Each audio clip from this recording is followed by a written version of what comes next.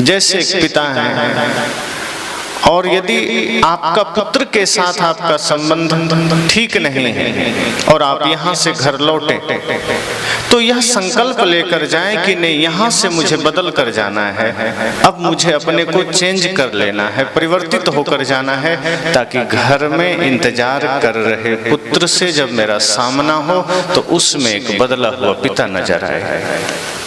कल तक जो वो देखता था, समझता था, कुढ़ता था, चिढ़ता था कि पिताजी की भाषा ठीक नहीं है, पिताजी के भाव ठीक नहीं है, आज उसे एक परिवर्तन नजर आया है।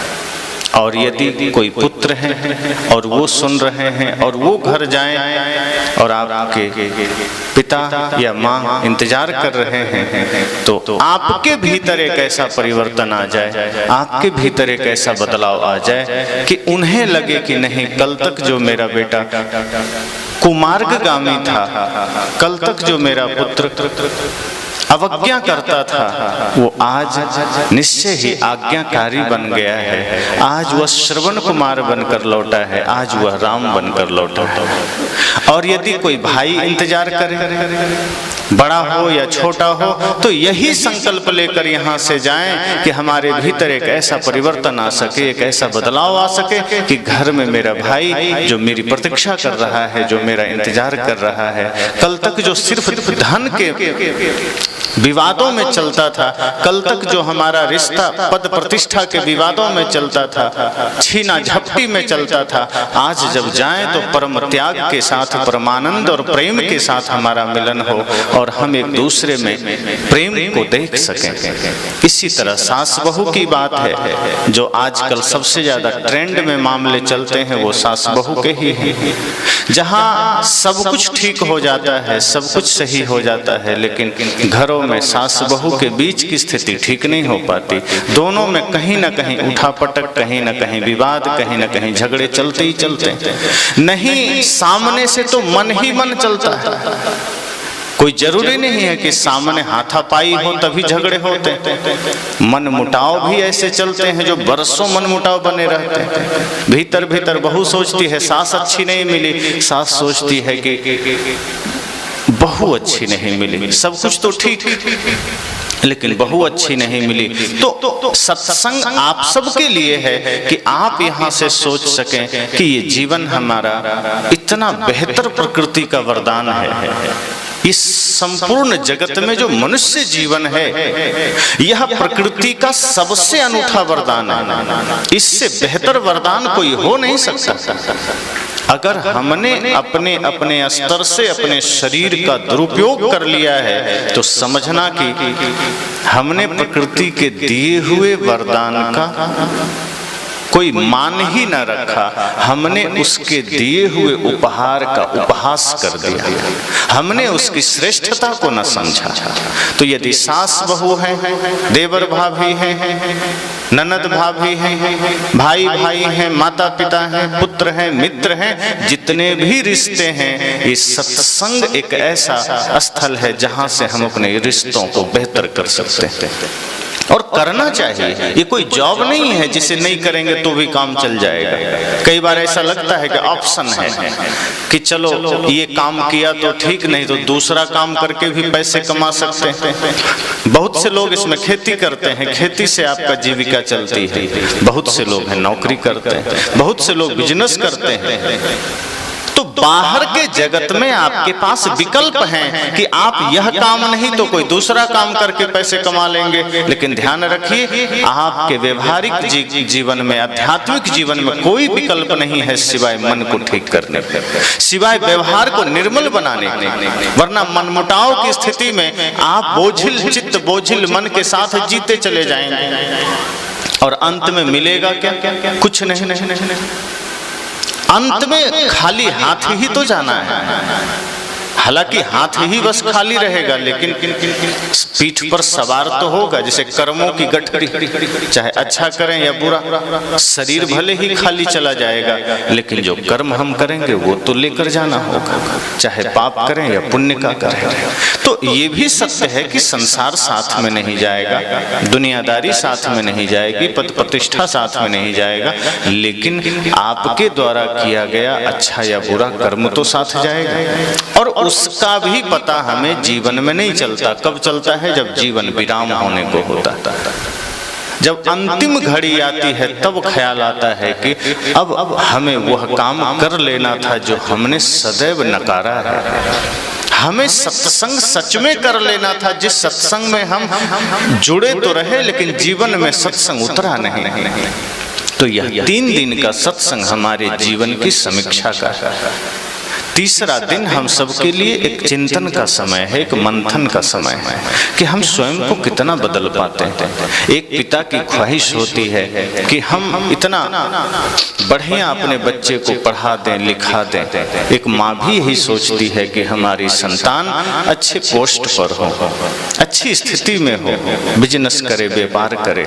लेकिन आप यह ध्यान रखना कि आपके द्वारा सोचा गया यह कुछ भी तब तक निराधार है जब तक कि आप उसमें संस्कार को ऐड न कर लेते हो, शिष्टाचार मर्यादा को ऐड न कर लेते हो। अक्सर यही चूक हम कर बैठते हैं। आज समाज में इतनी अफरा तफरी है। अब भारत देश की ही बात करें, दूसरे की क्या करना। आप देखें, इतने थाने, इतने कोर्ट, इतने कचहरी, इतने न्यायालय, इतने सारा अस्पताल किसके लिए? ये जो आपके आसपास भी थाने बने हैं, वहां कौन लोग जाते हैं? पुलिस किसे पकड़ कर ले जाती है?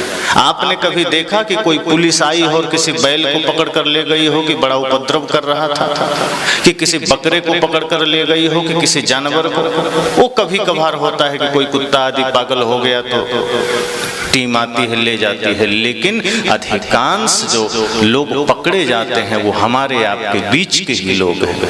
क्योंकि एक व्यक्ति के वजह से समाज में अव्यवस्था फैलती है, एक ही व्यक्ति के वजह से समाज में अफरा तफरी फैलती है, और उसी एक के वजह से 2, 4, 10 लोग और उसके गिरोह में शामिल हो जाते हैं। एक व्यक्ति गलत मार्ग को चुनता है तो कई लोग उसके साथ साथी बन जाते हैं, कई लोग सहायक बन जाते हैं।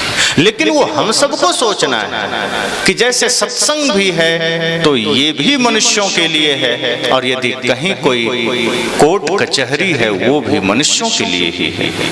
यदि कोई गलत कर्म करके जीवन में सदैव दूसरे के लिए अहित कर रहा है, समाज के लिए अहित कर रहा है, तो उसके समन के लिए भी कोर्ट कचहरी है। और कोई व्यक्ति सुधार करना चाहे, जीवन में कुछ अच्छा करना चाहे, अध्यात्म से जुड़ करके परम शांति को पाना चाहे, उसके लिए भी सत्संग है।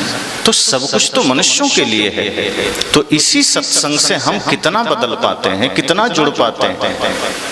एक आदमी ने कहा कि सत्संग तो इतना हो रहा है देश में, परिवर्तन कहाँ होता है? जब देखो, जिसे देखो वो तो सब गलत मार्ग पर चले जाते हैं। सत्संग के लिए इतना प्रयास करना पड़ता है, फिर भी लोग कम आते हैं। और ये बात स्वाभाविक है, सत्संग के लिए प्रयास करना पड़ता है। तो इसको हमें समझना पड़ेगा। समस्या यह है कि गलत कार्य के लिए प्रयास नहीं करना पड़ता। यह बात आप सब भी जानते होंगे कि जिनके जीवन में कोई भी बुराई आई है, चाहे वो झूठ बोलना हो, चाहे वो क्रोध करना हो, चाहे वो नशा करना हो, चाहे वो हिंसा करना हो, आप अनुभव करेंगे कि आपको बहुत मेहनत नहीं करनी पड़ी होगी।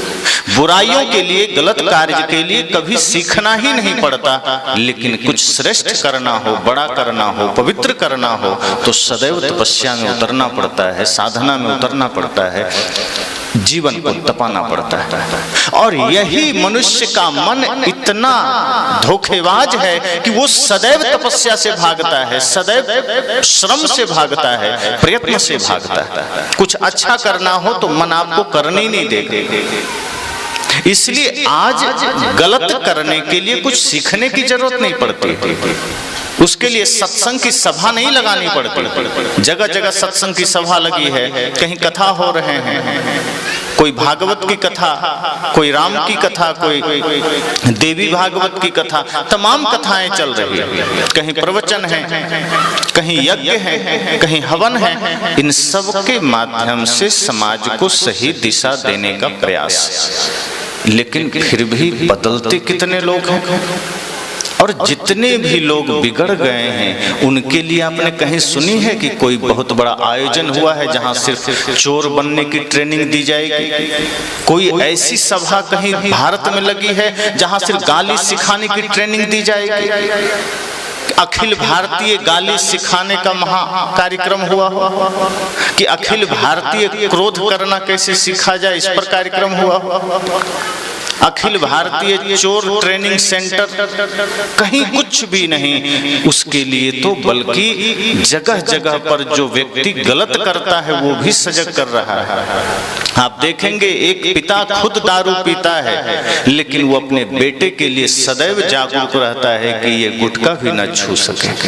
एक पिता अगर कहीं हिंसा भी करके आया है तो वो कभी नहीं चाहेगा उसका बेटा भी हाथ में हथियार पकड़े। गलत करने वाला भी गलत की शिक्षा नहीं देता है। अगर ऐसा होता तो बड़े बड़े डाकू अपने बच्चों को कभी विद्यालय नहीं भेजते। वो कहते कि तुम्हें जाने की जरूरत नहीं है, गिरोह में ही शामिल हो जाओ, बचपन से ट्रेनिंग लेना, बहुत बड़ा डाकू और माफिया बनोगे। लेकिन वो भी अपने छत्र छाया से दूर कहीं ऐसे विद्यालय में भेजता है जहां उसे उसकी छाया तक न मिले और वो अच्छा इंसान बने। तो गलत करने के लिए कुछ भी सिखाना नहीं पड़ता, सीखना नहीं पड़ता। इसलिए हमारे समाज में अच्छे कार्यों के लिए इतनी प्रेरणाएं दी जाती है, इतने शास्त्र रचे गए, इतने सारे कहानियां गढ़ी गई, इतने सारे कथाएं हो रही है, इतने संत समाज में आकर के संस्कार दे रहे हैं। लेकिन बुरा करने के लिए कोई प्रेरणा, कोई संस्कार नहीं चाहिए। उसके लिए तो बस थोड़ा सा मन को ढीला छोड़ दीजिए, अपने आप मन आपको लेकर चला जाएगा। उसके लिए थोड़ी सी बेहोशी आ जाए, फिर मन आपको खुद ही हिंसा के मार्ग पर लेके चला जाएगा। फिर मन आपको खुद ही नशा दुर्व्यसन के मार्ग पर लेकर चला जाएगा। तो मैंने कहा कि सत्संग इंसान के लिए ही है, न्यायालय भी इंसान के लिए है, और दोनों जगह इंसान जा रहा है। लेकिन सबसे ज्यादा भीड़ कहाँ है? कोर्ट कचहरी न्यायालय में। सत्संग में तो कम भीड़। हाँ, सत्संग में वहां भीड़ है जहां थोड़ा सस्ती बात बताई जाए, जहां थोड़ा सरल बात बताई जाए। यदि कहा जाए कि माता पिता गुरु की सेवा करो, प्रेम से रहो, तो भीड़ कम हो जाती है। लेकिन अगर इसी मंच से यह कहना शुरू कर दिया जाए कि न तो माता पिता की सेवा की जरूरत है, न भाई से प्रेम करने की जरूरत है, न तो और कुछ करने की जरूरत है, जो मंत्र हम दे रहे हैं बस इसका जाप कर लेना सारे पाप मिट जाएंगे, आप देखना ये पूरा गांव उमड़ जाता। लेकिन ऐसी बात है जहां सस्ती बातें बताई जाए आदमी तुरंत आतुर होता है कि तब तो बड़ा सस्ता सौदा है, सरल बात है, कुछ करना नहीं पड़ेगा, हमारी जो यात्रा है हम करते रहेंगे। जो हम दुर्व्यसन के मार्ग पर हैं, हिंसा के मार्ग पर हैं, जो भी गलत हम कर रहे हैं वो करते जाना है। अंगुलीमाल को बुद्ध ने ये तो नहीं कहा कि तुम्हें हिंसा नहीं छोड़नी पड़ेगी, कि तुम्हें कुछ भी नहीं छोड़ने की जरूरत है, मैं तुम्हें तावीज दे देता हूं और तुम्हारा काम बन जाएगा। उन्होंने तो साफ कहा कि तुम्हारी तो दिशा ही गलत है, तुम कुछ नहीं कर सकते, तुम जा ही हिंसा के मार्ग पर रहे हो, तुम्हारी यात्रा ही क्रोध के, हिंसा के, नशा दुर्व्यसन के, पाप के मार्ग पर है, और बिना उधर से मुड़े कोई क्रांति घटित नहीं हो सकती। लेकिन उसने ठान लिया, उसने किया। कई लोग कहते हैं हम तो बहुत ज्यादा हमारा जीवन निकल चुका, अब हम क्या कर सकते हैं। सबके लिए सदगुरु कबीर कहते हैं कि जिस घड़ी आपके भीतर ये आभास भी हो जाए कि हम भूल कर रहे हैं, हम चूक कर रहे हैं, समझना आपके जीवन का सूर्योदय का समय है, समझना आपके जीवन के उत्थान का समय है। हिम्मत मत हारी, किसी भी समय किसी भी परिस्थिति आपके भीतर एक जागरण आ सकता है, आपको एक दिशा मिल सकती है। बस आवश्यकता यह है कि कहीं अगर सत्संग मिल जाए, सच्चे संत मिल जाए, तो क्षण भर को ही सही पूरे प्राणपन से लग जाए। अधूरे मन से आप 10 दिन भी लगे रहेंगे, कोई क्रांति घटित नहीं होगी। अधूरे मन से 10 दिन तो छोड़िए, पूरा जीवन लगे रहेंगे, कुछ भी घटित नहीं हो सकता। लेकिन पूरे प्राणपन से अगर क्षण भर को सत्संग में अपना समय दे दिए, तो साहब ने कहा, शब्दे मारा गिर पड़ा, शब्दे छोड़ा राज, जिन जिन शब्द विवेक किया तिनका सर्गे काज। कि अगर पूरे प्राणों से सत्संग में हम बैठ सकें कुछ क्षण को भी, तो वो क्षण भर का सत्संग भी जीवन में क्रांतिकारी बदलाव ला सकता है। और हमारा जीवन अगर बदल जाए, तो हम अपने जीवन के इस बदलाव से समाज में बदलाव का कारण बन सकते हैं। आज हम समाज को इस रूप में नहीं देखते कि हम भी इस समाज को आदर्श बना सकें। हम इस रूप में हम अपने जीवन को लेते ही नहीं हैं। हम सदैव यह सोचते हैं कि ठीक है, समाज का काम है जो करे, हमें तो अपना अलग सोचना है, अलग चलना है, अलग जीना है, अलग खाना है, अलग व्यवस्था करनी है। सदैव हम राष्ट्र से, समाज से अपने को अलग गिनते हैं। जिस दिन हम यह सोच लेंगे कि संपूर्ण राष्ट्र में एक हम भी हैं, इसी का हिस्सा हम भी हैं, और जो कभी ये भारत अपने कर्तव्यों से, अपने भक्ति से, अपने सेवा से, अपने धर्म से, अपने संपूर्ण सद्गुणों से दुनिया में सिरमौर था, आज वह भारत अगर नीचे जा रहा है, तो इसमें सिर्फ अन्य लोगों का दोष नहीं, हम सब भी दोषी। एक समाज का विघटन अगर होता है, तो समाज के विघटन का कारण हम सब होते हैं। तो इसलिए हम सबको यह सोचना है कि सत्संग में और ज्यादा सजगता चाहिए, जीवन में और ज्यादा सजगता चाहिए। कुछ अच्छा करना है, कुछ अच्छा बनना है, तो हमें और सजग होना पड़ेगा। हम कल पर नहीं छोड़ सकते कि कल देख लेंगे, परसों देख लेंगे। आज इसी क्षण समीक्षा करनी है कि संसार का भी काम चलता रहे, खेती भी चलती रहे, बिजनेस भी चलता रहे, व्यापार भी चलता रहे, लेकिन सत्संग धीरे धीरे चित्त में, मन में चलता रहे। सत्संग रुकना नहीं चाहिए, वरना समय निकलता जा रहा है, समय निकल रहा है, एक एक समय पार होता जा रहा है। अब देखिए, सबकी उम्र ढलते जा रहे हैं। ऐसा तो नहीं है कभी सृष्टि में ऐसी कोई घटना घटी हो कि नहीं, आदमी इस धरती पर जन्म लिया और ज्यादा वो उसका किसी का भी उम्र न ढला हो, किसी की भी आयु क्षीण न हुई हो, बल्कि उसकी आयु बढ़ती गई हो। अब कोई 10 वर्ष का है, वो 20 का हो गया, तो उसे हम आयु का बढ़ना तो नहीं बोल सकते, उसका घटा है। अगर कोई व्यक्ति आज, कोई बच्चा 1 वर्ष का है, एक दिन बाद ही वो 1 वर्ष 1 दिन का हो गया, बढ़ा थोड़े है, घटा है।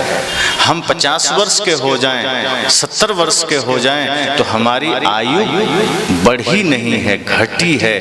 देखने में तो, गणित में तो लगेगा कि बढ़ा है, गणित के हिसाब से तो फार्मूला ठीक है कि बढ़ गया, लेकिन गहरी दृष्टि से देखेंगे, अंतर्दृष्टि से देखेंगे, तो हमारी आयु क्षीण होती जा रही है। और उस क्षीण होती आयु में हमने जीवन के सत्य को ना जाना, जीवन के महत्व को ना समझा। हमने तो संसार के ही महत्व को समझा है, हमने तो दुनियादारी को ही समझा है। इसलिए सत्संग के इस सत्र में हम सबको अपने भीतर झांकना है कि हमने अब तक क्या किया और हमें क्या करना था जो हम कर ना सके, और यदि ना कर सके तो अब भी तो समय है, अब भी तो हम जाग सकते हैं। संसार बटोरते बटोरते तो समय निकल जाएगा, और जिस दिन हमें लगेगा कि अब संसार का उपभोग करेंगे, तब मृत्यु आकर कहेगी कि क्या उपभोग करेगा, चल मेरे साथ, समय हो गया। तब आप कहेंगे मैं क्या कर रहा था, मैं तो ऐसे दुनिया में भाग रहा था जो हाथ ही ना आना था, मैं तो ऐसे मार्ग पर दौड़ रहा था जो अपना ही ना था, वो काम क्यों ना कर सका। और उस वक्त चेतना जगती है जब मृत्यु सामने खड़ी होती है। सदगुरु कहते हैं यही चेतना जवानी में जगा लीजिए, यही भाव जवानी में जागृत कर लीजिए, तो शायद दोनों काम बन जाए। सदगुरु कबीर तो नहीं कहते घर छोड़ दो, सदगुरु कबीर तो यह भी नहीं कहते बिजनेस व्यापार छोड़ दो, वे तो कहते ही हैं तन से काम मन से राम, कहें कबीर सरे दो का, कि तन से काम भी करते रहना और मन से राम भी जपते रहना, मन से भजन भी करते रहना, मन से सत्संग भी करते रहना। सारा खेल ही मन का है, कुछ और करने की जरूरत नहीं है। मन को साधा कि जीवन सधा। मन को साधने की जरूरत है, मन को साधना ही बस में भी है, दूसरा कुछ नहीं। शरीर को आप साध भी नहीं सकते, प्रकृति के अधीन है। आप चाह भी लें कि हम शरीर को रोक लें तो रोक पाएंगे क्या? शरीर आपका नहीं है, आप एक एक क्षण को रोक नहीं सकते। शरीर में सफेद होते बालों को रोका जा सकता है, आंखों की कम होती रोशनी को रोका जा सकता है, लड़खड़ाते हुए कदमों को रोका जा सकता है, लटके हुए चाम को क्या रोका जा सकता है? आपका बस आपके शरीर पर ही नहीं चलता तो दुनिया पर क्या चलेगा? ये शरीर भी प्रकृति के अधीन है, इसमें परिवर्तन को आप रोक नहीं सकते, लेकिन इस शरीर में जब तक हैं तब तक मन को आप रोक सकते हैं, और मन को रोक लिए मतलब संसार रुक गया। मन को साध लिए मतलब संसार सध गया। सदगुरु कबीर यही तो कहते हैं कि दुनिया के पीछे मत भागना, शरीर के पीछे भी मत भागना। आपके पास एक ही उपाय है, जो सारे उपद्रवों का कारण है वो आपका मन है। बस मन को साध लेना, मन को अपने वश में कर लेना, फिर देखना कि सब कुछ स्थिर मालूम पड़ेगा, सब कुछ सधा हुआ मालूम पड़ेगा। अभी जो संसार में अफरा तफरी नजर आते हैं, उथल पुथल नजर आते हैं, उसका उद्देश्य या उसका कारण सिर्फ आपका मन है। वो जैसा है वैसा वो देख रहा है, आपको दिखा रहा है।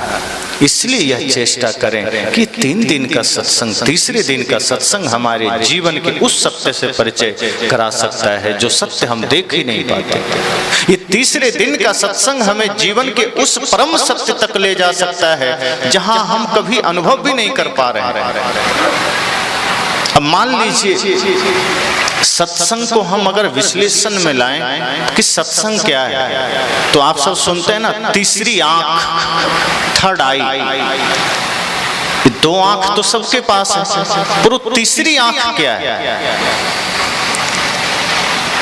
तो कई लोग के मन में ख्याल आ गया होगा महादेव जी को तीसरा नेत्र था। वस्तुतः हुआ संकेत है, ऐसा कोई महादेव जी को भी यहाँ कोई वास्तव में आंख नहीं रही होगी, ये तो फिर प्रकृति के बनावट के साथ खिलवाड़ हो गया। तीसरी आंख, तीसरा नेत्र का अर्थ इतना ही है कि आप जो प्राकृतिक रूप से जो कुछ भी हैं, इससे एक अलग चिंतन आपके पास होना। ये जो बाहर की आंख से जो जगत को आप देखते हैं, इसके पार के जगत को देखना। आप जो इन आंखों से संसार को देखते हैं, उसके उस पार को देखना, वो तीसरी आंख है। और ये सत्संग आपको वही तीसरी आंख देता है, क्योंकि इन 2 आंखों से जो कुछ भी आप देखेंगे वो धोखा होगा। इन 2 आंखों से आप जो कुछ भी देख रहे हैं वो सिर्फ छाया है, वो सिर्फ पर्दा है। सत्संग आपको वह विवेक की तीसरी आंख दे देता है जिससे आप शरीर के, संसार के, माया के उस पार देख सकें। और उस पार देखने का अर्थ क्या है? जैसे मोबाइल से आप जब लेते हैं फोटो, तो बाहर का फोटो आप लेते हैं, संसार का फोटो आप लेते हैं, ये बाहर के चित्रण को आप देखते हैं। लेकिन यहीं मोबाइल के स्थान पर अगर एक्सरे मशीन हो तो उस एक्सरे मशीन से आप भीतर की तस्वीर लेते हैं, वहां बाहर का कुछ भी नहीं दिखेगा।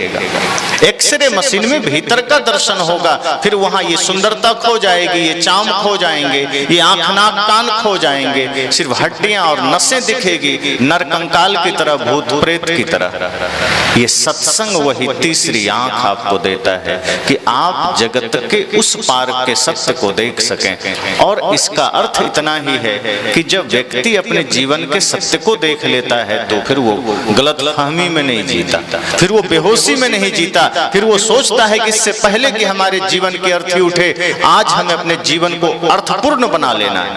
इससे पहले कि हमारे जीवन की चिता कभी उठे, आज ही हमें अपने भीतर की चेतना को जगाना है और समाज में भी चेतना को जगा लेना है। जो दायित्व हमें मिले हैं मनुष्य शरीर में, जो कर्तव्य कर्तव्य हमें करने हैं मनुष्य शरीर में, वो हमें आज ही कर लेना है। उम्र ढलती चली जा रही है, समय निकलता चला जा रहा है, और बेहोशी अगर हमने धारण कर ली तो ये जीवन पूरा का पूरा चौपट हो जाएगा, व्यर्थ हो जाएगा। तो ये जो तीसरी आंख है वो आपको उस सत्य से दर्शन करा देती है जिससे आप आज ही सजग हो जाते हैं। फिर आप कल पर नहीं छोड़ते, फिर आप कल पर नहीं डालते। जैसे कोई बाहर कहीं आपको यह आज सूचना मिल जाए कि सरकार के तरफ से अनाज बंट रहा है और आज से कल तक ही बंटना है, या कहीं यह घोषणा हो जाए कि पंचायत में सरकार के तरफ से कुछ पैसे बांटे जा रहे हैं, तो कितने लोग हैं जो ये सोचेंगे कि हम कल जाकर ले लें। मुझे लगता है अधिकांश लोग यही सोचेंगे कि आज ही ले लें तो ठीक, पर पता नहीं कल को बचे ना बचे, कल और लोग ले लें, कल मौका मिले ना मिले। क्यों? मन ने आपको राजी कर लिया, मन ने आपको तैयार कर लिया कि आज ही चल देना है। क्यों? क्योंकि मन के साथ और आपके बाहर की दृष्टि के साथ यह तय हो गया कि जो कुछ भी मिलेगा वो हमारे शरीर के लिए आवश्यक है, वो अनिवार्य है, और उसमें आपको लाभ नजर आया, उसमें आपको सत्य नजर आया। तो मन ने दिखा दिया कि यह जो कुछ भी भौतिक चीजें हैं ये जरूरी की हैं, इसे आज ले लेने में फायदा है।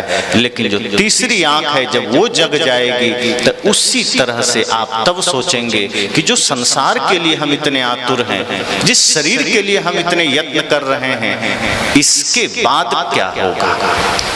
जिस दिन शरीर भी नाकाम होगा, आंखें भी लाचार होगी, और जितने लोग हैं क्या आंखें तो लाचार होगी, ऐसा तो नहीं कि आंखें लाचार नहीं होगी। एक समय ऐसा आएगा जब आंखों की रोशनी कम होगी, और एक समय ऐसा भी आएगा जो इतनी कम हो जाएगी कि आप कुछ भी ना देख सकेंगे।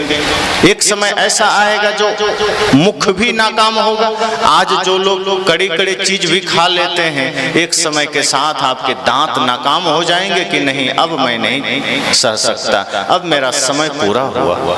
एक समय ऐसा है जब आप पैरों से चलकर 10-15 किलोमीटर की दूरी तय कर लेते हैं। एक समय ऐसा आएगा जब बिस्तर से उठना मुश्किल होगा।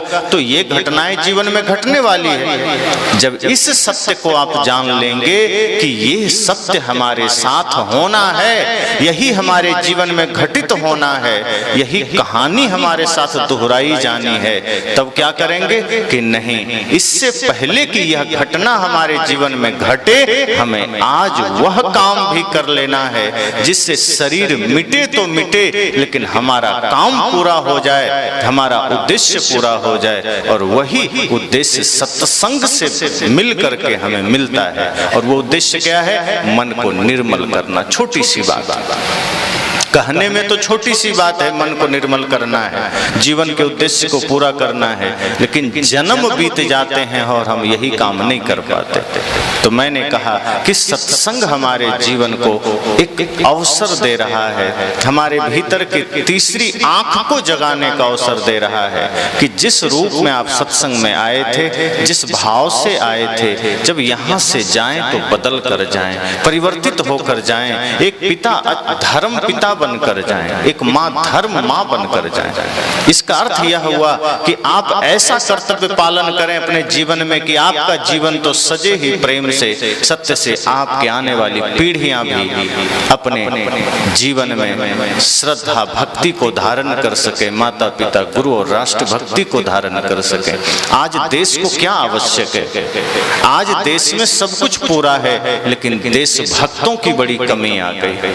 आज हमारा देश उस कगार पर खड़ा है जहां जनसंख्या तो बहुत तेजी से बढ़ रही है, जहां लोगों की आय भी बढ़ रही है, विकास भी हो रहे हैं, भौतिकता भी बढ़ रही है, लेकिन देशभक्तों की बड़ी कमी हो रही है। एक समय ऐसा था जहां घर घर से इस भारत की मिट्टी से देशभक्ति की गूंज सुनाई देती थी। आप याद करिए वो समय अखंड भारत का, जब चाणक्य ने उसकी नींव रखी थी, जब सिकंदर का आक्रमण भारत पर हुआ था, तब चाणक्य ने घर घर में देशभक्ति की अलख जगाई थी और माताओं को पहले उन्होंने जगाया था। अपने शिष्यों से कहा था चाणक्य ने कि घरों में जाना, माताओं से दान तो मांगना ही, साथ साथ एक पुत्र को भी मांगना कि अपने देश के लिए, देश की एकता अखंडता के लिए एक पुत्र को समर्पित करें।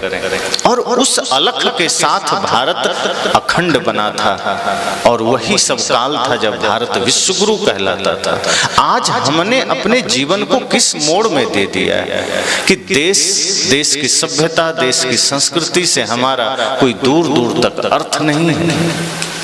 आज कई लोगों से मैं कहता हूं कि देशभक्ति क्या है, तो कुछ युवा हैं वो कहते हैं हमें कोई लेना देना नहीं, हमें तो बस रोटी और रोजगार चाहिए, हमको रोजगार मिल जाए फिर कुछ भी हो, हमें कोई हर्ज नहीं। तब मैं सोचता हूं कि ऐसे ही लोग की वजह से शायद देश गुलाम हुआ होगा। ऐसे ही लोग जो अपने देश से ज्यादा अपने स्वार्थ को आगे रखते हैं, ऐसे लोग को तो कल करोड़ों रुपया कोई दे दे तो अपने ही देश के लिए वो गद्दारी भी कर सकता है। ऐसे ही लोग इस धरती पर हैं जो रोजगार अपने स्वार्थ और अपने अहंकार के चक्कर में, अपने निजी स्वार्थ के चक्कर में वो देश के लिए खतरा भी बन जाते हैं। आप कुछ समय पहले देखते थे ना, कश्मीर से लेकर के कन्याकुमारी तक जहां तहां आतंकवादी हमले हो गए, कहीं संसद में अटैक हो गया, किसी शहर में हमले हो गए, कहीं सेना में कोई पत्थर सेना पर मार दिया। ये घटनाएं कैसे हो रही थी? कौन कर रहा था? इसी देश के कोई युवा थे, कोई बच्चे थे जिसको कुछ रुपए की लालच दे दी गई, वो कर देता था। वो संस्कार नहीं मिला, धर्म की कथाएं होती रही, धर्म के दीप जलते रहे, लेकिन दोष तथा कथित धार्मिकों का भी है जिन्होंने कभी समाज में जातिवाद को मिटाने की चेष्टा नहीं की, जिन्होंने समाज से कभी संप्रदायवाद मिटाने की चेष्टा नहीं की, जो जातिवाद का जहर लेकर समाज में चलते रहे, जो संप्रदायवाद का जहर लेकर समाज में चलते रहे। ये कारण बना कि समाज खंड खंड में बटा और वही समाज फिर स्वार्थ के मार्ग पर चल पड़ा और कोई रोटी के लिए दौड़ पड़ा, कोई रोजगार के लिए दौड़ पड़ा, कोई मकान के लिए, कोई दुकान के लिए, और हिंदुस्तान के लिए कोई सोचा ही नहीं। और वो हिंदुस्तान फिर लाचार हो गया, वो देश फिर लाचार हो गया। मैं तो याद करता हूं महाराणा प्रताप को, सोचिए उन्होंने कैसी शहादत दे दी अपने जीवन की, किसके लिए? हम सब के लिए। घास की रोटियां खाना पसंद किया जंगल में, लेकिन मुगलों के सामने घुटने न टेके। वीर शिवाजी को देखना, शीश न झुकाया, गले कट जाए तो कट जाए, लेकिन शीश न झुके भारत के आन बान शान के लिए। भगत सिंह को देखिए, अपने देश की सुरक्षा संस्कृति के लिए, देश की मर्यादा के लिए फांसी को स्वीकार किया, लेकिन अपने आप को अंग्रेजों के हाथ गिरवी न बनने दिया। चंद्रशेखर आजाद को याद करिए, ये वही भारत की मिट्टी है, ये वही भारत भूमि है जहां ऐसे वीर वीरांगनाओं का जन्म हुआ। लक्ष्मीबाई को याद करिए, वीर भगत सिंह से लेकर के राजगुरु सुखदेव बिस्मिल को याद करिए, नेताजी सुभाष चंद्र बोस को याद करिए।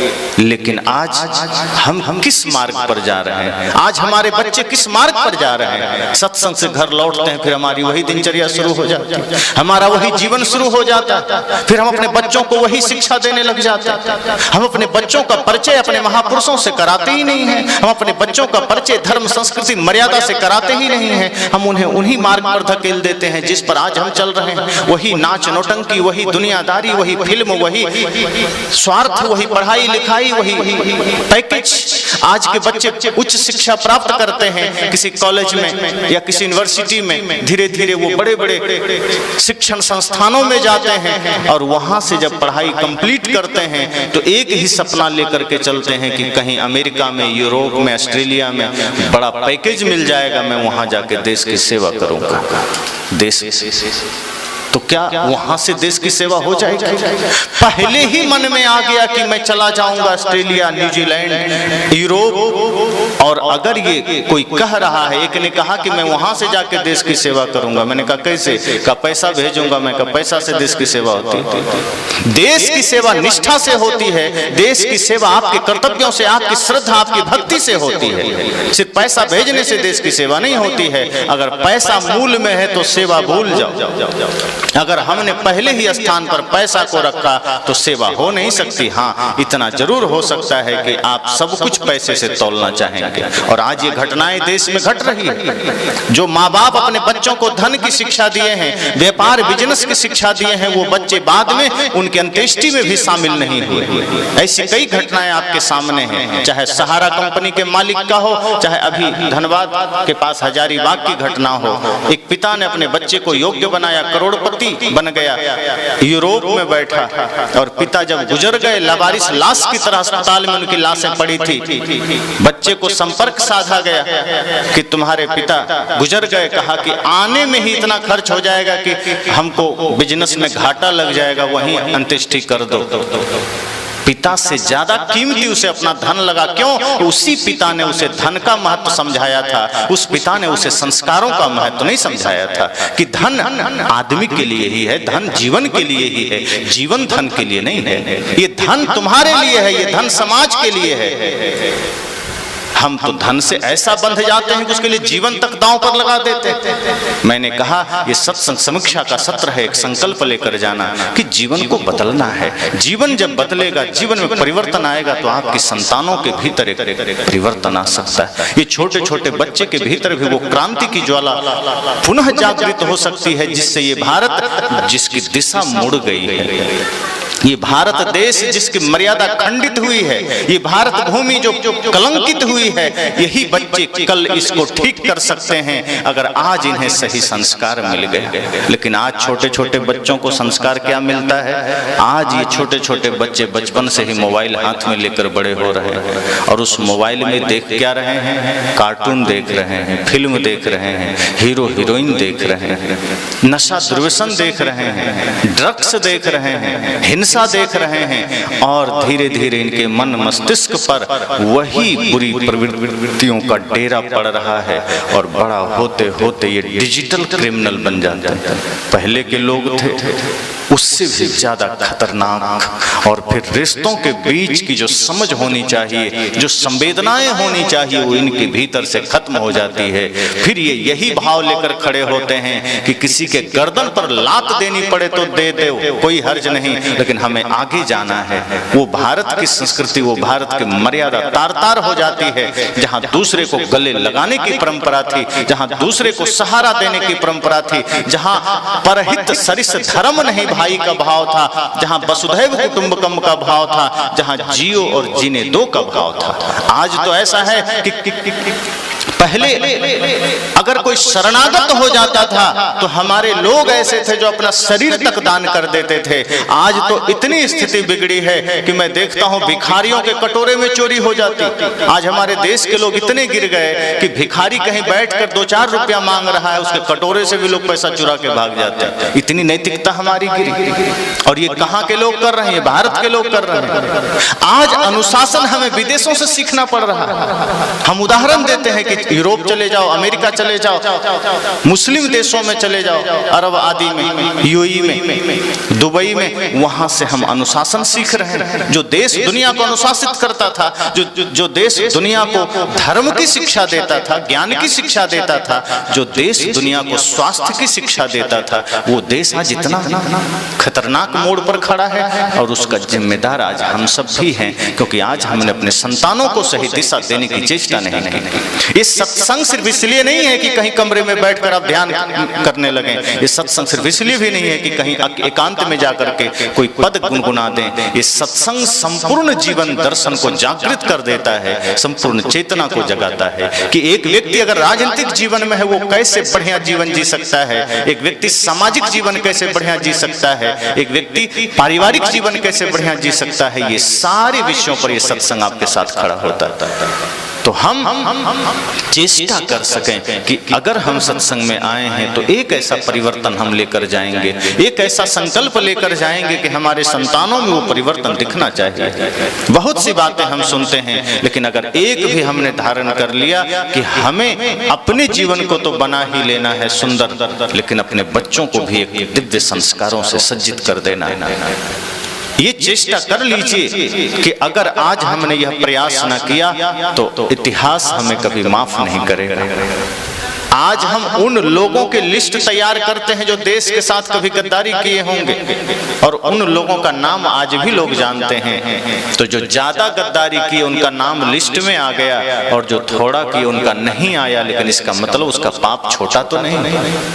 कोई दिन भर में 10 बीड़ी पीता है और कोई 2 दिन में 1 बीड़ी पीता है, पीता तो दोनों ही है, अपराधी तो दोनों ही है।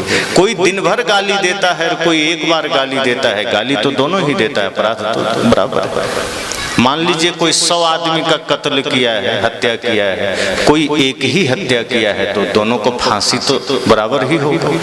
ऐसा तो नहीं कि जो 100 किया उसको 100 बार फांसी होगी, एक ही बार मर जाएगा, 100 बार कैसे होगी?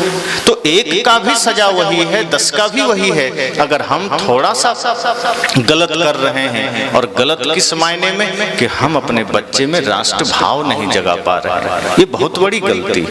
आज आप सबका यह कर्तव्य है कि सब कुछ करिए, लेकिन अपने बच्चों में राष्ट्र भावना जरूर जगाइए, उसके भीतर धर्म भावना जरूर जगाइए। छोटे छोटे बच्चों में वह संस्कार दीजिए कि वह जब बड़ा हो तो देश की मर्यादा को पहले रखे, वो देश की संस्कृति को पहले रखे, देश के सम्मान को पहले रखे। उसके लिए अगर प्राण न्यौछावर करने पड़े तो कर जाएं, ऐसी भावना उसके अंदर भर दीजिए। ऐसा संस्कार मत दीजिए कि वो अपने स्वार्थ में किसी का गला काटने को राजी हो जाए, कि वो माता पिता को ही लात मारने को राजी हो जाए। आज देश में क्या हो रहा है? आज पूजा बहुत होती है देवताओं की, महादेव की, माता दुर्गा की, लेकिन आज माता पिता जितने सबसे ज्यादा पीड़ित और परेशान हमारे भारत में है, शायद कहीं और होंगे तो वो देश जाने, हमें तो अपने देश की चिंता करनी है। आज हमारे देश में जैसे ही वृद्धावस्था आती है, बूढ़े लोगों के जीवन में मानो भूकंप सा आ गया। न बहू बढ़िया से व्यवहार कर रही है, न बच्चे व्यवहार कर रहे हैं, वो अपने ही भाग्य पर रोते हैं। ये कैसे हुआ? जब आपका घर ही मंदिर न बन सका, कल मैंने कहा था, जब घर मंदिर न बन सका तो बाहर के मंदिर में क्या करने जाओगे? इसलिए यह सत्संग आपके जीवन को सिर्फ आईना दिखा रहा है, एक दिग्दर्शन करा रहा है कि देखिए इस संसार के सत्य को, अपने तीसरे नेत्र को जगाइए और देखिए कि आज तक आप क्या हैं और आपके बच्चे क्या हैं। चले जाएंगे, हम सब भी चले जाएंगे। 100 साल के बाद शायद यहाँ कोई ना होगा, हम जितने भी लोग हैं, लेकिन हमारे द्वारा किया गया कर्म कभी मर नहीं सकता है, हमारे द्वारा बोला गया शब्द कभी मर नहीं सकता है। विज्ञान तो कह रहा है कि जो कुछ भी कृत्य पहले या आज होंगे या कल होंगे, वो सब इस वायुमंडल में जिंदा है। हमारे कर्म तो जिंदा होते ही हैं, हमारे द्वारा बोला गया शब्द भी पकड़ने की चेष्टा की जा रही है। अब सोचिए हमने क्या क्या बोला है, हमने क्या क्या कहा है, हमने क्या क्या किया है, वो सब एक समय पकड़ा जा सकता है। इसलिए यह संकल्प लीजिए कि हम तो अपने जीवन को सुंदर बनाएंगे, अपने बच्चों को भी उसी मार्ग पर ले जाएंगे जो महापुरुषों ने मार्ग दिया है, जो हमारे संतों ने मार्ग दिया है। कई जगह तो ऐसा होता है, एक जगह मैं देखा कि कुछ बच्चे आगे बैठे थे, तो संतों ने ही कह दिया कि बच्चों को वो यहाँ से हटा लो, बच्चे यहाँ व्यवधान कर रहे हैं। मुझे अजीब लगा कि जिन्हें बैठना चाहिए उन्हें ही हटाया जा रहा है। वो बच्चे थोड़ा व्यवधान तो करेंगे, बच्चे हैं, बंदर का स्वभाव है, थोड़ा चंचलता तो करेंगे, लेकिन बैठते बैठते ही संस्कार जानेंगे। अब उन्हें ही सत्संग से बाहर कर दिया जाएगा तो वो बचपन से ही संस्कार सीखेंगे कैसे? कई ऐसे घरों में जहां अब ऐसा हो गया कि पिता कहीं नौकरी करते हैं, माँ अपना घर में है, बच्चे पढ़कर आए, वो अपना गेम में लग गए, मोबाइल में लग गए, माँ अपना टीवी में लग गई, वो अलग लग गई। और वो बच्चे को कभी ऐसा कोई अवसर ही ना मिला कि वो देश धर्म संस्कृति से परिचय पा सके। स्कूल में भी उसे सिर्फ बिजनेस मॉडल पढ़ाया गया, पिता भी बिजनेस कर रहे हैं, माँ भी अपना खाना तैयार की, उसके बाद अपना मोबाइल अपना शो में लग गई और बच्चे अपने कार्टून में लग गए। अब उसको उसकी बचपना नीरस चली गई, उसे वो संस्कार मिल ना सका जो मिल सकता था।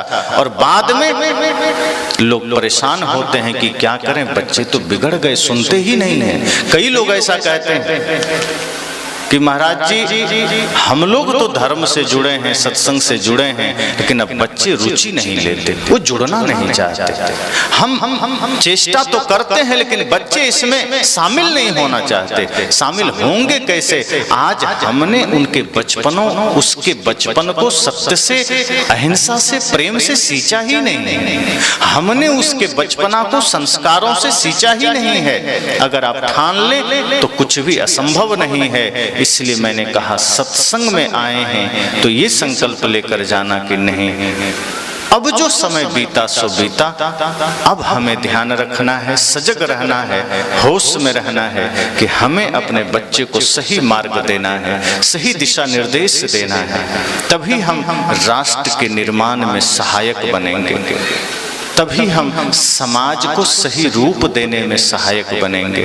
वरना अपना भी जीवन हम खो रहे हैं, अपना जीवन को भी गंवा रहे हैं और हम दूसरे के लिए भी खतरा बन रहे हैं। आप ये मत देखिए कि कौन गलत कर रहा है, आप देखिए कि कौन सही कर रहा है। अगर किसी से सीखना है तो सही को देखिए, जो सही कर रहा है, जो सज्जन पुरुष हैं उनसे देखिए, उनसे सीखिए। और यही जीवन की सीख है कि अच्छे को देखिए, बुरे को देखेंगे तो मन बुरा होगा। हमारी समस्या यह है कि बुरा को देख लेते हैं। जैसे कोई आदमी गलती किया, उसके बाद वो दो चार आदमी की तलाश करता है कि वो तो मेरे से ज्यादा गलती किया, वो तो मेरे से और भी ज्यादा गलती किया। तो 5-7 आदमी ऐसा तैयार कर लेता है जिससे उसके मन को थोड़ी संतुष्टि मिल जाती है कि मैं तो उससे थोड़ा कम ही किया, मतलब मेरा चल सकता है। पर नहीं, ऐसे लोगों की तलाश मत करिए। आप देखिए कि ऐसे भी लोग समाज में हैं जो बिल्कुल गलती नहीं करते हैं, निष्ठा से जीते हैं, बिल्कुल धर्मपरायण होकर जीते हैं। ऐसे लोग आपके समाज में मिल जाएंगे। और जब ऐसे सज्जनों का अनुसरण आप करेंगे तब यह सत्संग सार्थक हो जाएगा, जीवन सार्थक हो जाएगा। नहीं तो उम्र तो ढलेगी ही, पकड़ भी नहीं पाएंगे और बाद में रोना होगा सो अलग। तो एक एक कर्तव्यों को ध्यान में रखें। और मैंने पहले ही कहा कि अगर आप पिता हैं तो यह संकल्प लेकर जाइए कि मुझे वास्तव में वैसा पिता बनना है जैसे हमारे बच्चों में दिव्यता आ सके। आप माँ हैं तो एक ऐसी माँ बनकर जाइए कि आपके बच्चे कुमार्गी न बन सके, आपके बच्चे देश के लिए कभी खतरा न बन सके। आज इतनी सारी समस्याओं का कारण कोई दूसरा नहीं, यही समाज के लोग हैं। इसी समाज में लोग बैठे हैं जिनके वजह से देश और देश की मर्यादाएं तार तार हो रही है। अब आप देखिए ना, मंदिर बन गए। एक विचार करिए कि जगह जगह मंदिर है, कहीं राम जी हैं, कहीं हनुमान जी हैं, कहीं कृष्ण जी हैं, कहीं शिव जी हैं। अब आदमी मंदिर बना लिया, वहाँ भीड़ भी लग रही है, पूजा भी हो रही है। कहीं शनि महाराज का मंदिर है, शनि देव का, कि उनकी कुदृष्टि ना हो जाए। अब उनकी कुदृष्टि से डरने के लिए अपनी कुदृष्टि रोक नहीं रहे हैं, शनि देव की कुदृष्टि हम पर ना पड़े उसके लिए उनको तेल चढ़ाने जा रहे हैं। अगर शनि देव की कुदृष्टि से बचना है तो अपनी कुदृष्टि बंद कर लीजिए, जो जहां तहां कुदृष्टि किए चले जा रहे हैं। पर शनि देव के मंदिर में खड़े होकर तेल भी चढ़ा रहे हैं और दूसरों पर कुदृष्टि भी कर रहे हैं कि वो गाड़ी हमसे बढ़िया कैसे ले लिया, वो घर हमसे बढ़िया कैसे बना लिया, उसका रूप ऐसा तो उसका जीवन ऐसा। वहां से कुचक्र हमारा चल रहा है। हनुमान जी के मंदिर के सामने खड़े हैं, ओम जय जगदीश हरे या फिर जय जय हनुमान जय गोसाई खूब प्रार्थना कर रहे हैं, जय हनुमान ज्ञान गुण सागर। और मंदिर से निकले कि पुड़िया फाड़े गुटखा का मुंह में लिए। अब जब तक मंदिर में थे तब तक तो ठीक था, जय हनुमान ज्ञान गुण सागर। बाहर निकले अब दूसरों पर कुदृष्टि कर रहे हैं, जहां तहां वो अफरा तफरी कर रहे हैं, हिंसा का कारण बन रहे हैं, व्यभिचार का कारण बन रहे हैं। तब भूल गए कि हनुमान जी गदा लेकर अंदर खड़े हैं। अगर थोड़ा सा मालूम पड़ जाए तो गदा से हमारा हालत खराब कर सकते हैं। भूल गए क्योंकि वो आदमी जानता है हनुमान जी मंदिर से बाहर आएंगे नहीं। राम जी का धनुष हिलता भी नहीं, उन्हीं के मंदिर के सामने न जाने क्या क्या हो जाता है। कहीं शिव जी त्रिशूल लेकर खड़े हैं, वहीं पर कई बार गड़बड़ियां हो जाती है, किसी की जेब कट जाती है। अक्सर मंदिरों में चप्पल चोरी होते हैं, अक्सर मंदिरों में जेबें कटती है, लेकिन वो भगवान भी कुछ नहीं करते। क्यों? क्योंकि हमने ऐसे भगवान के साथ मजाक खुद ही किया है। सत्संग आपको यहाँ से भी जगाता है कि आप मंदिरों के साथ मजाक करना बंद कर दीजिए। आज भारत देश में मंदिरों के साथ मजाक ही हो रहा है कि राम कृष्ण के मंदिर बना करके ताले मार करके हम निश्चिंत हो गए कि भगवान तो अब मंदिर में सेफ हैं, सुरक्षित हैं, उनका आगमन हमारे घर में हो नहीं सकता। और इसलिए हमने अलग बनाया। जिस दिन हमने यह समझ लिया कि भगवान की जरूरत हमारे घर में है, उस दिन हम मंदिर बाहर बनाना ही छोड़ देंगे। जिस दिन भगवान की आवश्यकता हमारे जीवन में हो जाएगी, उस दिन बाहर के मंदिरों में सब कुछ हम हटा देंगे कि वहां भगवान की जरूरत नहीं। पर आदमी चालाक है, वो जानता है अगर भगवान हमारे हृदय में आ जाएंगे तो हम चोरी कैसे करेंगे, भगवान अगर हमारे घर में आ जाएंगे तो हम हिंसा कैसे करेंगे, हम व्यभिचार कैसे करेंगे, हम छीना झपटी मिलावटबाजी कैसे करेंगे, हम दूध में पानी कैसे मिलाएंगे, हम चावल में कंकड़ कैसे मिलाएंगे। घुसखोरी बंद हो जाएगी। इसलिए भगवान को भी हमने मंदिर बना करके ताला मार करके रख दिया। भगवान यहीं रहना, जब मौका मिलेगा आ जाएंगे। अब भगवान न हो करके मानो जैसे कोई कैदी हो गया, बेचारा लाचार बेबस मंदिर में पड़ा, हम उसको अपने जीवन में आने ही न दिए। ये सत्संग इन समस्त विकारों से और इन समस्त कुरीतियों से आपको जगाता है कि भगवान को हृदय में रखिए, अर्थात घर को मंदिर बनाइए, घर को सत्संग बनाइए, वरना यह जीवन तो निकलता जा रहा है, समय निकलता जा रहा है और हम संसार को याद रख रहे हैं, दुनियादारी को याद रख रहे हैं, लेकिन जो याद करना था उसे भूले चले जा रहे हैं। इसलिए सदगुरु कबीर ने कहा है, साधो दिल से न राम को भूल, दिल से न राम को भूल, दिल से न राम को भूल, साधो दिल से न राम को भूल। स्याही गई सफेदी आई, स्याही गई सफेदी आई, चलना है बड़ी दूर,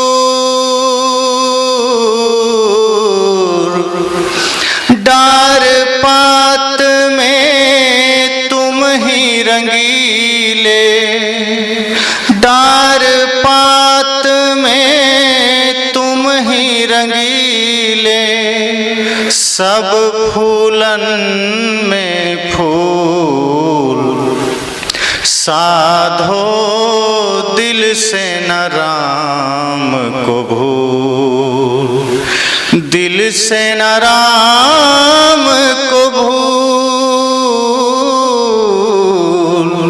साधो दिल से न राम को भूल। हरि हुजूर नहीं दूर विराजे, हरि हुजूर नहीं दूर विराजे, दिल की दर मति मोर,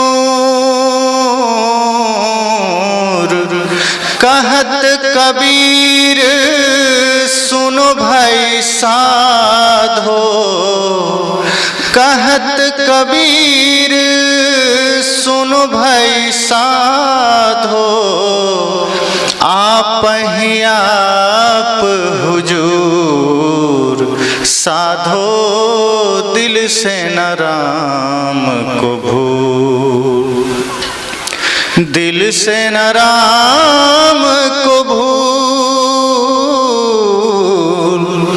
दिल से न राम को भूल, साधो दिल से न राम को भूल, साधो दिल से न राम को भूल।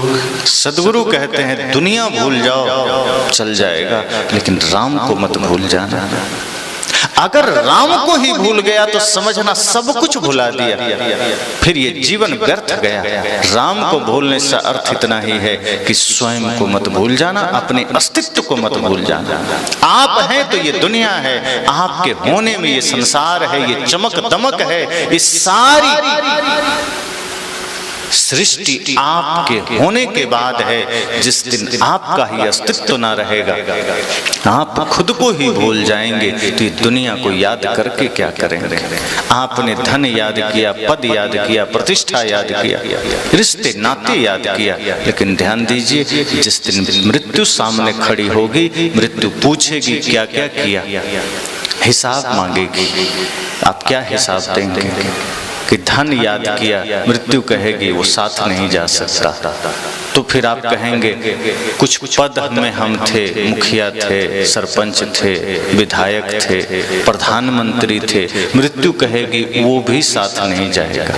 तब आप कहेंगे कुछ रिश्ते नाते हैं, तो कौन है? तो बेटा, पोता, भाई, मित्र, मृत्यु कहेगी वो भी साथ नहीं जा सकता। तब आप कहेंगे कि कुछ बैंक बैलेंस, मृत्यु कहेगी वो भी नहीं। आप कहेंगे खेत भी हमारे नाम है, मृत्यु कहेगी उसका भी कोई उपाय नहीं है। तब आखिर में आप शरीर की तरफ देखेंगे कि ये तो मेरा है ना, मृत्यु कहेगी ये भी मरघट में जल के यहीं रह जाएगा। अब तुम्हारे साथ क्या जाएगा? कुछ किया है? तब हाथ आप देखेंगे, अपनी तरफ झांकेंगे कि ना कुछ न किया, तो व्यर्थ ही ना गया जीवन। क्या किया? जो साथ जा सकता है आप सोचो क्या किया। तब मृत्यु कहेगी कि नहीं, तुमने अच्छा कुछ नहीं किया है, लेकिन बुरा बहुत कुछ किया है, और वही गठरी तेरे साथ जाएगी। और जो बुराई की गठरी है वो इतनी भारी, इतना भयंकर होगा कि तुम्हें ना मालूम कितने कष्ट सहने पड़े, न जाने कितने जन्म तुम्हें दुख भुगतना पड़े। तब मृत्यु सचेत करती है कि अब तेरा कोई सहारा नहीं, कोई बचा नहीं सकता, इसलिए आगे यही गलती मत करना। सदगुरु तो वो बात अभी कह रहे हैं। सोचो मृत्यु तब कहेगी जब आप कुछ कर न सकेंगे, जब अंतिम घड़ी होगी तब मृत्यु सावधान करेगी, और संतजन तो तब सावधान कर रहे हैं जब आप कर सकते हैं। सदगुरु कहते हैं इसलिए सचेत हो जाना, मृत्यु की प्रतीक्षा मत करना, वरना मृत्यु के पास तो कोई ऑप्शन नहीं है आपके देने के लिए। मृत्यु कहेगी एक ही विकल्प है कि बस चल साथ, दूसरा कोई विकल्प नहीं। सदगुरु कहते हैं नहीं, मेरे पास अगर आ गए हो तो मेरे पास तो विकल्प है कि जो गया सो गया, अब जो बचा है इसको संभाल लो। अब जो जीवन बचा है इसको व्यर्थ में मत लगाना, इसे हिंसा में मत लगाना, इसे नफरत में मत लगाना, इसे दूसरे की चुगली में मत लगाना, इसे दूसरे की बुराई में मत लगाना। अब जो उम्र बची है इसे धर्म में लगाना, इसे सत्य में लगाना, इसे गुरु भक्ति में लगाना। और यदि आपने लगा लिया तो जीवन का वह तुला मजबूत हो जाएगा, वह पलड़ा भारी हो जाएगा जिसमें धर्म विराजमान होगा। और जिस पलड़े पर धर्म भारी हो जाए उसे फिर मृत्यु भी छू नहीं सकती। फिर ये भूल जाइए कि मृत्यु आपको छू सकती है। हाँ, शरीर प्रकृति का है, शरीर तो ऐसे भी ले लेगा, राजा का भी लेता है, रंग का भी। मृत्यु तो किसी के साथ पक्षपात नहीं करती कि साधु है तो छोड़ देगा, कि चोर है तो पहले ले लेगा। मृत्यु के सामने सब बराबर हैं। लेकिन जिसने अच्छे कर्म किए हैं, जिसने नेक कर्म किए हैं, जो अपना जीवन सुंदर बनाया, समाज के लिए कुछ सुंदर कार्य छोड़े हैं, अपने बच्चों को सही शुभ संस्कार दिए हैं, राष्ट्र के लिए जिसने अपने कुछ दायित्वों का बढ़िया से निर्वहन किया है, उसके लिए इतना ही फल मिलता है कि वो शरीर भले ही यहाँ छोड़ दे, लेकिन उसके कर्म उसे कभी मरने नहीं देते, उसके आदर्श कभी उसे मरने नहीं देते।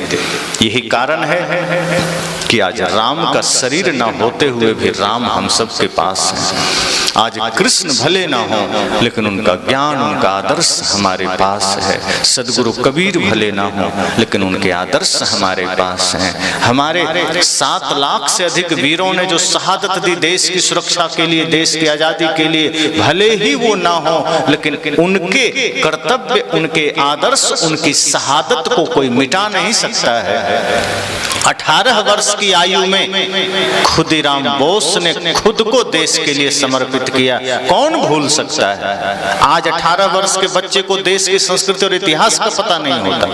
18 तो छोड़ो, 23 वर्ष के बच्चे को भी, युवाओं को आप पूछ दीजिए देश की संस्कृति के बारे में, वो बता ही नहीं पाता। वो इतना ज्यादा अपने जीवन को सांसारिक बना लेता है कि देश की संस्कृति से उसका कोई परिचय नहीं होता। उस उम्र में भगत सिंह ने स्वयं को देश के लिए सर्वोच्च बलिदान कर दिया। हम किस दुनिया में जी रहे हैं? हमारे देश की मिट्टी तो इतनी गौरव की मिट्टी है, इतने वीर बहादुरों की मिट्टी है कि सोचो, भरत के बारे में, 2 वर्ष का बालक भरत शेर पर सवार होकर के उसका दांत गिन रहा है। कैसी वीरता होगी उसके भीतर, कितना सामर्थ्य होगा उसके भीतर। उसकी मां कैसी रही होगी जो अपने बच्चे में शेर पर सवार होने का सामर्थ्य पैदा कर दिया। आज तो हमारे बहुत से बड़े बड़े लोग छिपकली और चूहों से डर जाते हैं। जहां छिपकली दिखी को डर के भाग लेते हैं। अब ऐसे लोग देश की क्या सेवा करेंगे? देश पर कोई संकट आ जाए तो उल्टा वही संकट बन जाएगा। देश का संकट क्या हारेंगे? मैंने कहा समय कम है, वक्त कम है, प्रतिपल कहते हैं ना, एक भजन में आपने सुना है, मजा लूट ले बंदे गुरु बंदगी का, नहीं है भरोसा जरा जिंदगी का, मजा लूट ले बंदे। इसमें एक पंक्ति आई है, उम्र देख पल पल घटी जा रही है, निकट मौत छिन छिन चली आ रही है। उम्र देख पल पल घटी जा रही है, निकट मौत छिन छिन चली आ रही है। समझ ले तू बंदे, समझ ले तू बंदे, इशारा घड़ी का, नहीं है भरोसा जरा जिंदगी का, समझ ले तू बंदे, समझ ले तू बंदे। तो हम सबको भी मृत्यु के उस घड़ी के इशारे को समझना है कि समय तो उतना ही है। जैसे विद्यार्थी को 3 घंटे का समय मिलता है परीक्षा के लिए, अगर वो चाहे कि नहीं हम 3 घंटे के बाद कुछ कर लेंगे, उस 3 घंटे में तब तक गाना सुन लेते हैं, क्रिकेट खेल लेते हैं, तो आपको क्या लगता है पास हो पाएगा? 3 घंटा होते ही कॉपी छीन ली जाएगी। हम सबको भी 3 ही अवस्था मिली है, बचपना, जवानी, बुढ़ापा। समझना ये 3 घंटा हमें भी मिला है। अगर हमने जीवन का कल्याण इन 3 अवस्थाओं में न किया तो मृत्यु कापी छीन लेगी, शरीर छीन लेगी। और उस विद्यार्थी को तो फिर भी विकल्प है कि 1 साल बाद दूसरा एग्जाम दे देगा, लेकिन हम और आपके लिए पता ही नहीं है कि विकल्प फिर कब मिलेगा, कितने जन्मों बाद मिलेगा। तो ये सुंदर अवसर है, अवसर बहुत भलो मेरे भाई, इसे मत खो देना। तो बहुत बहुत शुभकामनाएं कि हम सब सत्संग का सहभागी बने हैं, सत्संग का हिस्सा बने हैं। ये हम सब का सौभाग्य है, सिर्फ आपका ही नहीं, हमारा भी, कि ऐसे दिव्य सत्संग का हम सब सहभागी बने हैं। और यह सत्संग हम सब के जीवन का मार्गदर्शक बन सके और हम अपने जीवन में सत्संग के अनुरूप अपने एक एक कदम बढ़ा सकें। यही इस जीवन की विजयी होगी, यही हमारे मनुष्य जीवन की सार्थकता होगी। तो इसी के साथ वाणी को विराम और हम अपने अपने सभी आयोजकों को, खास करके हमारे वेद प्रकाश जी को, भूषण जी को, अन्य जो उनके समस्त सहयोगी हैं, हृदय से शुभकामना करते हैं जो ऐसे दिव्य सत्संग के लिए संकल्पित हुए। जब भी हम सत्संग के लिए माध्यम बनते हैं, यह जीवन का एक अभूतपूर्व क्षण होता है, यह जीवन का एक बहुत ही अद्भुत समय होता है। तो ऐसे अद्भुत पल का हम सब हिस्सा बनते हैं और आप सब भी बनते रहते हैं कहीं ना कहीं। तो सभी सौभाग्यशाली हैं, सबके जीवन में सदैव सुख समृद्धि रहे, सबके जीवन में सदैव स्वास्थ्य रहे। इसी के साथ वाणी को विराम।